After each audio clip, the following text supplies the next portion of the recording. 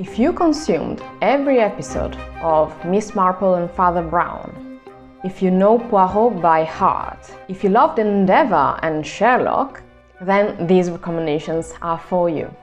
Because here are 10 TV shows you must watch to get into the autumn and spooky season mood. Next time we will get into darker and scarier recommendations, but always talking about light horror, because that's all I can manage, that's all I can bear.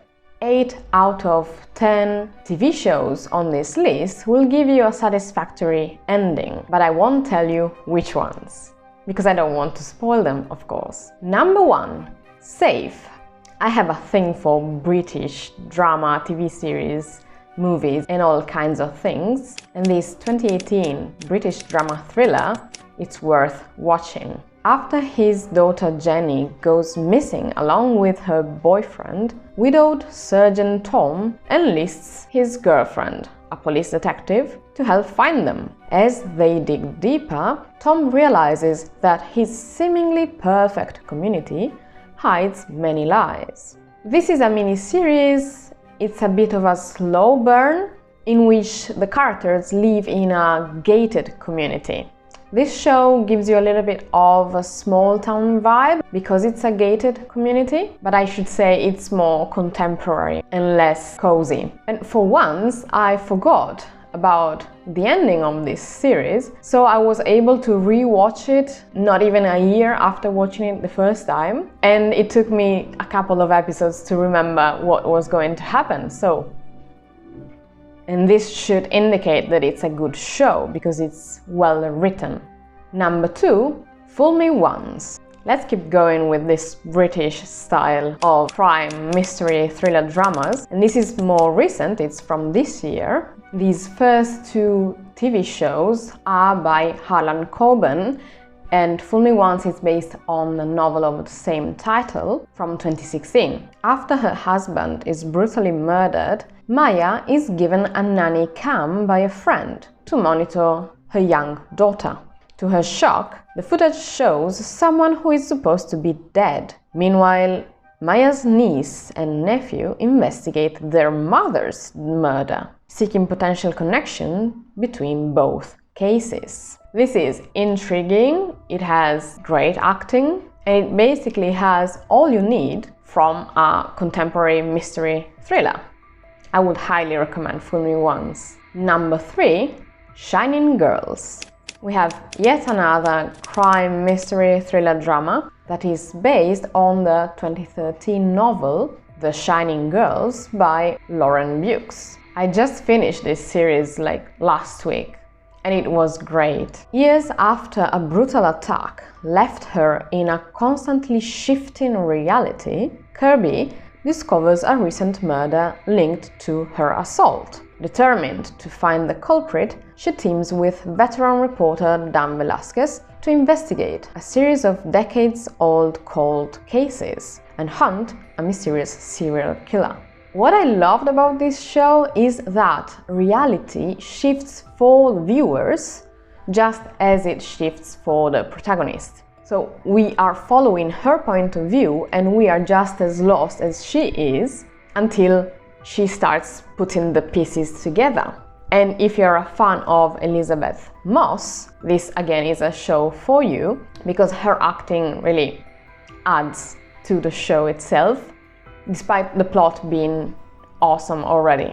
Number 4, The Watcher. This is labeled as horror mystery drama. I didn't realize it was horror, probably because it's light enough. And I mean, it's eerie, yes, but I wouldn't call it a proper horror. And it's loosely based on a 2018 article written for New York Magazine's website, The Cut. A married couple moves into their dream home, only to be plagued by ominous letters, signed by a stalker known as the Watcher. As they face sinister threats and unsettling encounters with strange neighbors, the dream quickly becomes a nightmare. As I said, it's a very light horror in my opinion, or perhaps I don't really remember these horror elements. Yes, of course it's scary, the fact that this family is threatened and they can no longer live peacefully in their house. And that's a trope that if you're into mysteries revolving around a house and a weird, quirky neighborhood that also feels quite creepy, and as you watch you get more and more suspicious of everybody, you know. So if that's your kind of mystery, this is perfect. It seems like there's going to be a second season, like it's been announced, but I haven't seen any news on a release date. Number 5, Criminal UK. These are 2 seasons, and actually you can watch other criminal seasons, but they are not taking place in the UK with the UK cast, and I didn't enjoy them as much, so I wouldn't necessarily recommend those. But I enjoyed this one. In a gripping cat-and-mouse drama set within the confines of a police interview suite, London investigators question suspects accused of grievous crimes. The intense mental conflict between detectives and suspects builds as they seek the truth. All episodes are standalone episodes in this series, and they all take place in the interrogation room. This means that the writing must be perfect for you to enjoy it. Plus, the acting needs to be at a certain level. And perhaps that's why I enjoyed Criminal UK more than the others. And this is great if you don't want to be hooked to a whole series, since all episodes get a proper ending and you can just watch them on their own. Number 6, Mare of Easttown. This is again a crime drama starring Kate Winslet, and I would say she is performing in a role that's perhaps unusual for her, and she did a great job. In the fictional suburb of Easttown, Philadelphia, police detective Mare investigates the murder of a teenage mother while struggling with her own personal crisis. Once a local hero, Mare faces personal and professional challenges, including skepticism about her detective skills and ongoing personal struggles. There's only 1 season of this, and I'm keeping it intentionally vague.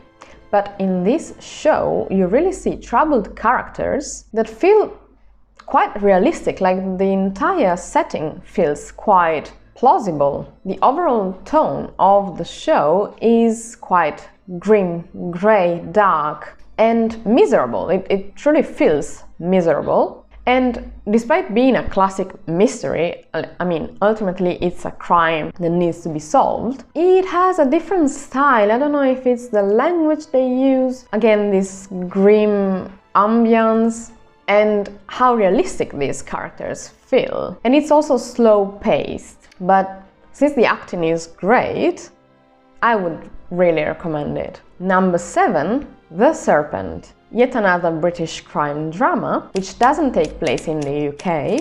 It mostly takes place in Bangkok, Thailand, but not only. And it's a true crime limited series. Set in the mid-1970s, the story follows a French serial killer of Indian and Vietnamese descent who preys on young backpackers traveling through Bangkok. As he commits his crimes with a partner, a Dutch diplomat begins investigating the murders of tourists and uncovers clues leading to him.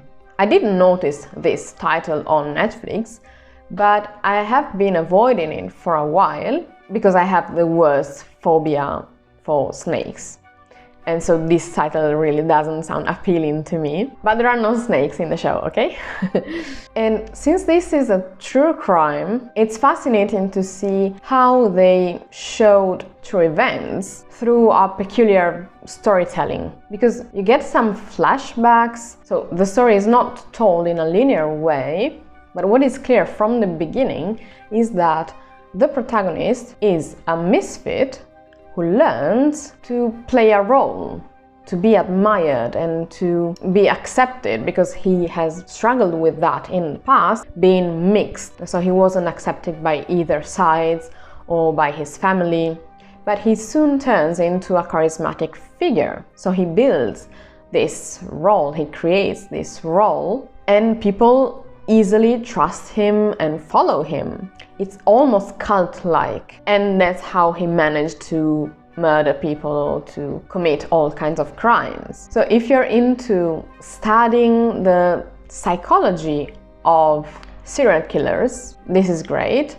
It's also set in the 1970s, so if you like that, it's a plus. And it's about the hippie trail, so keep in mind that it's still a true story. And it feels a bit scary because these youngsters who were traveling, they often were more open-minded and were willing to try things that perhaps they wouldn't back home because their common sense would stop them. Whereas while backpacking in Thailand in the 70s, they somewhat felt safer. So that's also why he was able to trick them. It's a bit gruesome at times, and you never know what to expect from certain scenes, so maybe just be aware of that. But it was interesting, for sure. Number 8, Dear Child.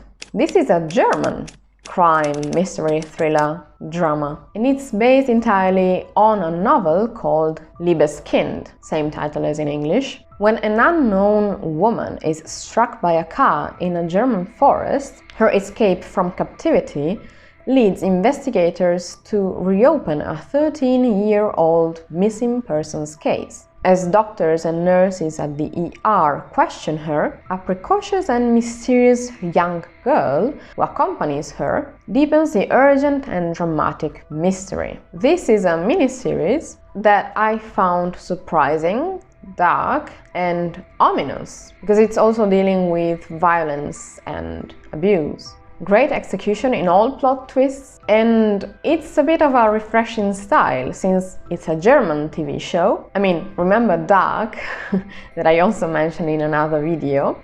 Again, a German show, and I would say it's worth watching. Number 9, You Don't Know Me.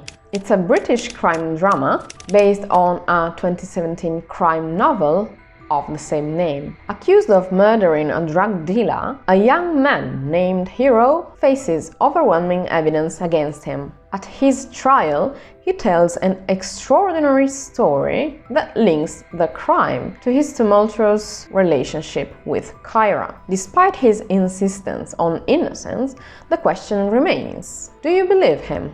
It's a 4-part series, and I think the most interesting aspect is how the story is told, because we get into the show and it feels like it's already wrapping up because the first scenes are at the end of a trial, and that's why the story is told through flashbacks, and the man who is accused of this crime is telling us this story in court. I didn't hear much about this TV show, or I haven't seen any reviews really. I don't know exactly why, but I found it interesting, short enough and long enough for you to learn everything you need about the story, and I would recommend it.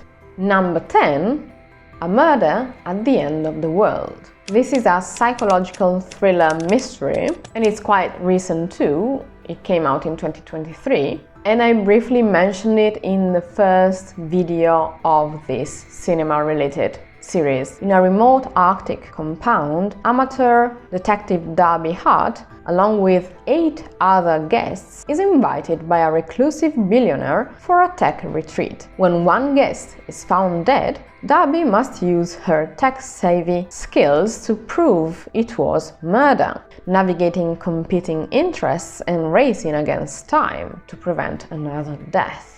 It's a mini-series that takes place in Iceland, and you never know how far it will go. And it's a bit closer to Agatha Christie's murder mysteries. It's compelling, and it's a kind of locked room type of mystery.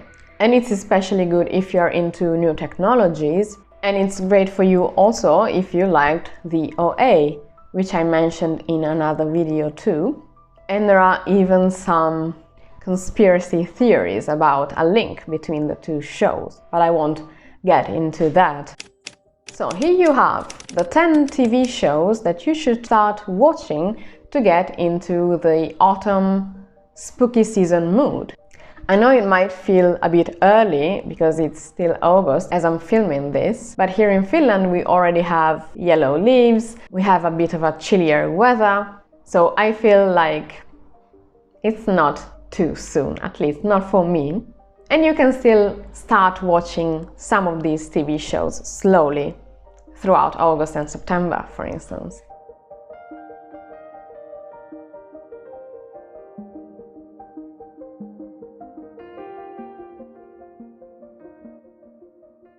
In the next installments of this series, we will get into films that I would recommend for the season and scarier or darker TV shows and movies as well. So stay tuned for that. And if it wasn't clear from the beginning, of course, you should definitely watch Poirot, Miss Marple, Father Brown and Eva, Sherlock if you haven't watched it yet, because these come first, for sure. And then you can focus on these other shows. Let me know, have you watched any of these shows? What do you think about them? Let me know if you enjoy this series more than other types of videos that I make, because I could, if you want me to, make 2 videos a month about this topic, so cinema related, and the other 2 videos would be around other topics such as academia, linguistics and such. Let me know what you prefer. But for now, thank you so much for watching. Don't forget to subscribe, like, share if you found this useful, and I will see you in the next one.